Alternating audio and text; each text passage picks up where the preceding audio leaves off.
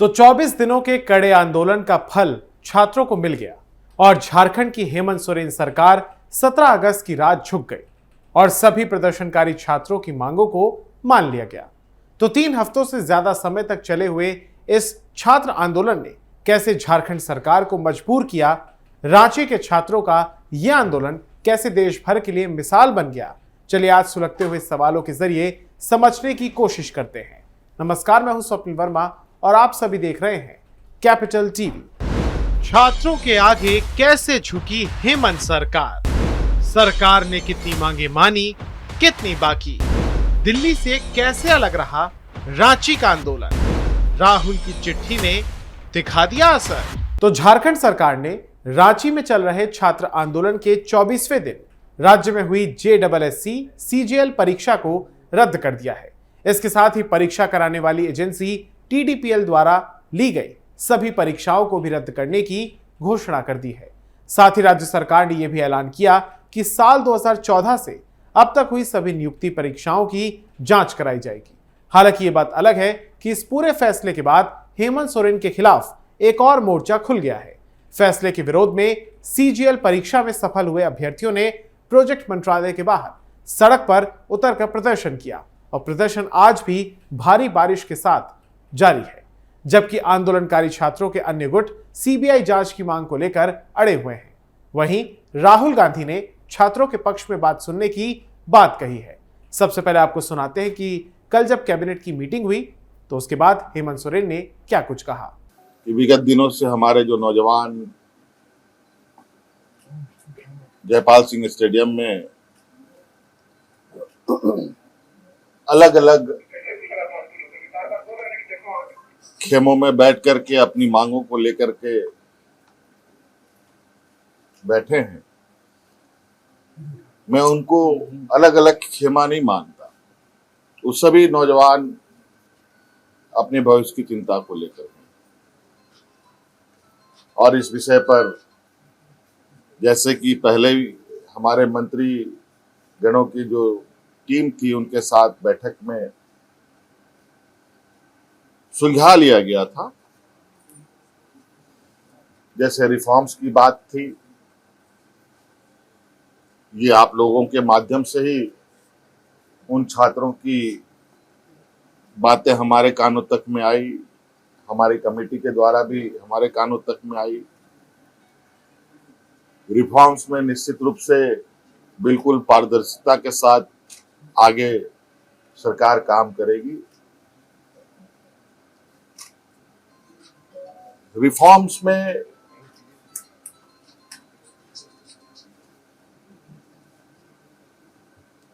जहां तक मेरा मानना है कि परीक्षाएं कैसे होनी चाहिए, कैसे नहीं होनी चाहिए, इसका पहले से ही SOP बना हुआ है। पहला सवाल, छात्रों के आगे कैसे झुकी हेमंत सरकार? 17 अगस्त को कैबिनेट की विशेष बैठक के बाद मुख्यमंत्री हेमंत सोरेन आए और उन्होंने कहा कि SIT और CID की जांच में चौंकाने वाले तथ्य सामने आए हैं।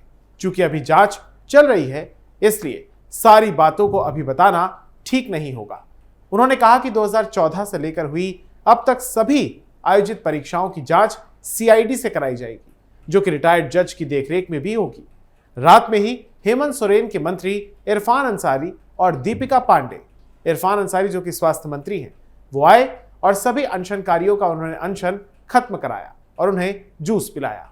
जिसके बाद वो पहुंचे और उन्होंने भी छात्रों के साथ जश्न मनाया। यहां पर आपको सुनाते हैं हेमंत सोरेन ने भी तमाम जो एक्शन लिए हैं, जो फैसले लिए हैं, उस पर क्या कुछ कहा।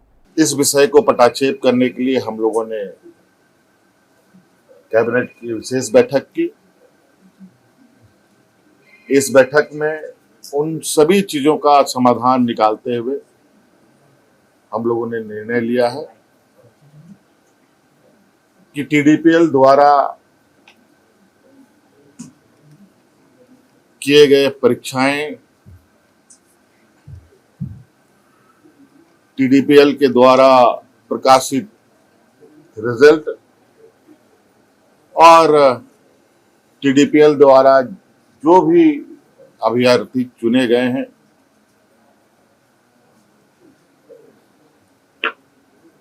या शामिल हुए या टीडीपीएल के जितनी भी गतिविधियां या यहाँ हुई हैं उन सभी को कैंसिल किया जाता है, रद्द किया जाता है।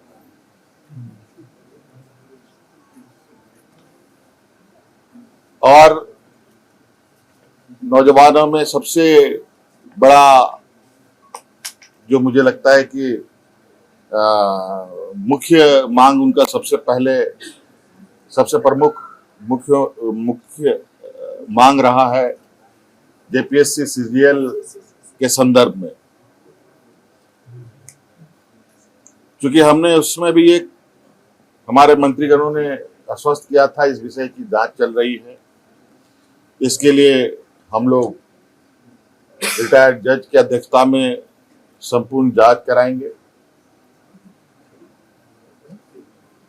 क्योंकि कभी कभी ऐसा लगता है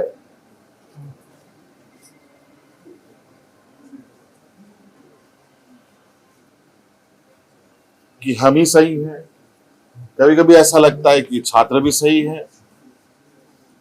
इन दोनों के बीच में फर्क करना थोड़ा कठिन हो जाता है। और इस विषय को लेकर हमने जो एसआईटी की टीम जांच कर रही है और सीआईडी की जो टीम जांच कर रही है, इन दोनों के जांच के दौरान बहुत सारे ऐसे तथ्य आ रहे हैं जो चौंकाने वाले हैं। अब बढ़ते हैं दूसरे सवाल की तरफ। सरकार ने कितनी मांगों को माना और कितनी अभी भी बाकी है? छात्रों की प्रमुख मांग तो 14वीं JPSC combined civil services preliminary exam और जेडबलएससी सीजीएल को रद्द करने की थी। इसके अलावा प्रदर्शनकारी जेपीएससी जेडबलएससी की दूसरी भर्ती परीक्षाओं को लेकर भी लगातार सवाल उठा रहे थे। 14वीं जेपीएससी परीक्षा जो थी उसके परिणाम जारी होने के बाद कट ऑफ और परिणाम प्रक्रिया में भी पारदर्शिता को लेकर लगातार सवाल उठाए गए। विवादित भर्ती परीक्षाओं को रद्द करना हो, अनियमितताओं की सीबीआई जांच हो, जेपीएससी और जेडबलएससी की भर्ती परीक्षा में व्यापक सुधार हो, परीक्षा और परिणाम प्रक्रिया में अधिक पारदर्शिता और निष्पक्षता सामने आई, कथित गड़बड़ियों के लिए जिम्मेदार लोगों के खिलाफ कार्रवाई हो और भर्ती परीक्षाओं को समय पर आयोजित करने और परिणाम और नियुक्ति प्रक्रिया में देरी रोकने की व्यवस्था बनाने की बात कही गई, जिसको लेकर यह धरना भी हुआ। तो सरकार ने टीडीपीएल द्वारा कराई गई सभी परीक्षाओं, चयनित उम्मीदवारों की सूची, जारी किए गए रिजल्ट को रद्द करने की बात की।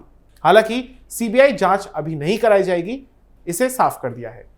लेकिन राज्य सरकार के इस फैसले पर बीते करीब 1 महीने से आंदोलन कर रहे छात्र नेता देवेंद्र नाथ महतो ने कहा कि भूख हड़ताल के 16वें दिन झारखंड सरकार को इतना महत्वपूर्ण निर्णय लेने का साहस दिखाने के लिए धन्यवाद। जबकि जेपीएससी और जेडबलएससी रिफॉर्म्स मंच ने सरकार की घोषणा के बाद अपनी मांगों को लेकर एक अलग रुख अपनाया है। मंच ने साफ तौर पर कहा कि सीबीआई जांच की मांग पूरी होने तक यह आंदोलन चलता रहेगा, वो इसे समाप्त नहीं करेंगे। अब बढ़ते हैं तीसरे सवाल की तरफ। जंतर मंतर से कैसे अलग रहा झारखंड का आंदोलन? तो देखिए, 20 जून से लेकर 25 जुलाई तक राजधानी दिल्ली के जंतर मंतर पर चले कॉकरोच जनता पार्टी के आंदोलन में कई ऐसी राष्ट्र विरोधी घटनाएं भी हुई जिन्हें सभ्य समाज में स्वीकार नहीं किया जा सकता। यहां मैं कहना चाहूंगा कि हम छात्रों की मांग के साथ खड़े थे, लेकिन उमर खालिद और शर्जील इमाम जैसे देश को तोड़ने और अराजकता फैलाने वालों के समर्थन में जब नारेबाजी हुई तो इसको कौन अपना सपोर्ट देगा। लेकिन रांची का छात्र आंदोलन स्थानीय भर्ती और जेपीएससी जेडबलएससी परीक्षाओं में धांधली और पेपर लीक के खिलाफ था।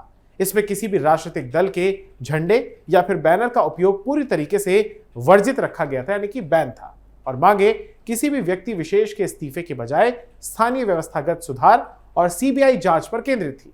ना ही इसमें सरकार के मुखिया और किसी भी मंत्री के खिलाफ अभद्र भाषा या अपशब्दों का इस्तेमाल किया गया, जैसे सीजेपी के प्रोटेस्ट में किया गया। पूरी तरीके से मांगों पर फोकस था। ये दिल्ली के प्रदर्शन में राष्ट्रीय स्तर पर कई विपक्षी दल और राजनीतिक नेता खुलकर शामिल हुए थे, लेकिन छात्रों ने अपने इस आंदोलन को पूरे तरीके से गैर राजनीतिक रखा और किसी भी राजनीतिक दल के झंडे या बैनर को मंच पर आने की अनुमति नहीं दी। सोनम वांगचुक जैसे बड़े चेहरे और लंबे अनशन तक राष्ट्रीय स्तर पर उसका ध्यान खींचा गया, यानी कि दिल्ली के आंदोलन का, जिसके बाद केंद्र सरकार से लिखित आश्वासन के बाद उसे समाप्त किया गया। वहीं रांची में स्थानीय छात्र नेता जैसे कि देवेंद्र नाथ महतो के अनशन और हजारों युवाओं द्वारा विधानसभा घेराव जैसे आक्रामक और स्थानीय जमीनी कदमों ने ही सरकार पर यानी कि हेमंत सोरेन सरकार पर दबाव बनाया। तो इस तरीके से ये दोनों आंदोलन एक दूसरे से अलग थे। एक बात और कि रांची का जो आंदोलन था उसने इतनी ज्यादा सुर्खियां नहीं बटोरी क्योंकि यहां पर पार्टी जेएमएम की है जो कि इंडी अलायंस का हिस्सा है, लेकिन दिल्ली का जो आंदोलन था उसमें केंद्र सरकार इन्वॉल्व थी, बीजेपी इन्वॉल्व थी, इसलिए कई सारे ऐसे लोग आपको दिखे जिनको प्रधानमंत्री की भाषा में दिमागी नक्सल कहा गया। अब बढ़ते हैं चौथे सवाल की तरफ। राहुल गांधी की चिट्ठी ने क्या कोई असर दिखाया? सोमवार को जो कुछ भी हुआ देखिए उसमें हेमंत सरकार में पार्टनर राहुल गांधी का भी हिस्सा रहा। यह एक महत्वपूर्ण सवाल है। दरअसल बीते दिनों राहुल गांधी ने ही छात्र आंदोलन पर मुख्यमंत्री हेमंत सोरेन को एक पत्र लिखा था जिसमें उन्होंने राज्य के छात्र युवाओं की समस्याओं और उनके आंदोलन को संवेदनशीलता से जल्द समाप्त कराने का सुझाव दिया है। राहुल गांधी ने अपने पत्र में यहां भी कहा कि छात्रों का आंदोलन अब तक शांतिपूर्ण रहा है। साथ ही हेमंत सोरेन को सुझाव दिया कि मामले के समाधान के हर संभव प्रयास किए जाए। सोरेन को लिखे गए पत्र में कांग्रेस सांसद राहुल गांधी ने जो कुछ कहा वो भी मैं आपको बताता हूं। उन्होंने कहा कि कांग्रेस पार्टी का मानना है कि भारत के संविधान में दिया गया शांतिपूर्ण विरोध का अधिकार हमारे लोकतंत्र के मुख्य स्तंभों में से एक है। इसलिए हमने पिछले कुछ महीनों में पेपर लीक और शिक्षा व्यवस्था में गड़बड़ियों के खिलाफ विरोध कर रहे छात्रों को अपना पूरा समर्थन दिया है। राहुल ने यहां तक लिखा कि वो हेमंत सोरेन को यह सुझाव दे रहे हैं कि विरोध करने वाले छात्रों के प्रतिनिधियों से व्यक्तिगत तौर पर मिले। इससे उनकी बाकी की चिंताओं को दूर करने के प्रति सरकार की प्रतिबद्धता और मजबूत होगी। दिल्ली का आंदोलन ज्यादा राष्ट्रीय परीक्षा व्यवस्था का मुद्दा था, जबकि रांची का यह आंदोलन झारखंड की ही भर्ती व्यवस्था और स्थानीय युवाओं के रोजगार और नियुक्ति के सवाल पर केंद्रित था।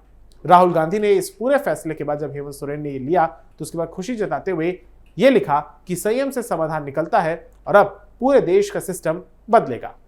यहां पर मैं आपको एक चीज और बता दूं कि दो मोर्चे अब खुल चुके हैं। एक वो मोर्चा है छात्रों का जिनका यह कहना है कि सीबीआई की जो जांच है वो कराई जानी चाहिए, जैसे कि हमने आपको पहले ही बताया, जबकि दूसरा मोर्चा वो खुल गया है जिन लोगों की नियुक्तियां हो चुकी है और इनकी संख्या 2000 से ज्यादा है। उन लोगों का कहना है वो सड़क पर आ गए हैं, उनके पास रोजगार नहीं बचा है और सरकार उनकी मांगों पर भी ध्यान दे। आधी रात में ऐसा कैसे फैसला ले सकते हैं और इतने सारे लोगों के रोजगार पर संकट खड़ा कर सकते हैं। तो अब ये पूरा मामला जो है अब ये कानूनी पेचीदगियों में आगे आपको जाता हुआ दिखाई दे सकता है, क्योंकि जहां एक वर्ग खुश हुआ है, हेमंत सोरेन को भी लगता होगा कि भाई एक वर्ग को उन्होंने संतुष्ट कर दिया, तो भाई दूसरा वर्ग जिन्होंने 2014 से लेकर अभी तक नौकरियां हासिल की, जिनकी नियुक्तियां बहाली हो चुकी है, आखिर अगर उनका एक झटके में ही रोजगार चला गया तो उनके परिवार उन पर क्या असर पड़ेगा, इसको एड्रेस करना अब भविष्य में एक बड़ी चुनौती होगा हेमंत सोरेन के लिए। लेकिन यहां पर आपको साफ तौर पर एक चीज और दिख रही होगी कि जिस तरीके से जो कॉकरोच जनता पार्टी का प्रोटेस्ट था, कॉकरोच जनता पार्टी के प्रोटेस्ट में आपको लगातार अराजकता, उपद्रव, अश्लील और अभद्र टिप्पणियों का लगातार इस्तेमाल दिखा होगा। वहां पर रील्स वायरल हो रही थी, वहां पर जेनजी प्रोटेस्ट, ये टर्म आपने देखा किस तरीके से वायरल हो रहा था। हम ये आसान शब्दों में कह सकते हैं कि दिल्ली था मॉडर्न, वहां पर लोग रहते हैं, कॉस्मोपॉलिटन सिटी है, मेट्रोपॉलिटन सिटी है, भारत की राजधानी है, तमाम मीडिया हाउसेज वहां पर मौजूद हैं, लिहाजा उस पर काफी ज्यादा ध्यान दिया गया, काफी ज्यादा फोकस रहा। लेकिन झारखंड का जो आंदोलन था वो जमीन से जुड़ा हुआ आंदोलन था। वहां पर वो लोग थे जो कई बार आपने देखा कि चना और गुड़ लेकर आए हैं और इस पूरे आंदोलन को उसमें बैठे रहे और कितने ही लोगों ने भूख हड़ताल की। और जो देवेंद्र नाथ महतो है, हालांकि सोनम वांगचुक से उन्होंने मुलाकात की, फोन के जरिए डिजिटल कॉल किया, वीडियो कॉल किया, लेकिन सोनम वांगचुक भी वहां पर नहीं पहुंचे। कॉकरोच जनता पार्टी जो इस दावे के साथ आई थी, इस बात पर आई थी कि भाई हम शिक्षा व्यवस्था में सुधार करेंगे, उन्होंने सिर्फ सैद्धांतिक तौर पर, मौखिक तौर पर ही अपना समर्थन दिया। मुझे याद आता है कि एक छोटे से दल को जरूर भेजा गया था, लेकिन यहां पर ना अभिजीत दीपके आए, ना आशुतोष रांका आए और ना ही सौरभ दास आए और ना ही वो बड़े बड़े जो चेहरे बॉलीवुड के थे, फिल्म इंडस्ट्री के थे, चाहे सोनाक्षी सिन्हा हो, चाहे प्रकाश राज हो, चाहे शबाना आजमी, नसीरुद्दीन शाह हो, ये तमाम लोग जो सीजेपी के प्रोटेस्ट में तो शामिल हो गए थे, वो यहां नहीं पहुंचे। ये बड़ा सवाल है, क्योंकि फ्लाइट तो रांची में भी उतरती है, फ्लाइट की एक टिकट ही करानी थी, लेकिन असली बात ये थी कि नीयत कुछ और थी। यहां पर किसी और दल के खिलाफ था, वहां पर किसी और दल के खिलाफ था। तो आपको ये जानकारी कैसी लगी हमें कमेंट बॉक्स में जरूर बताइएगा। अगर आपको ये वीडियो पसंद आया हो तो इसे लाइक, शेयर और हमारे चैनल कैपिटल टीवी को सब्सक्राइब जरूर कीजिएगा। धन्यवाद।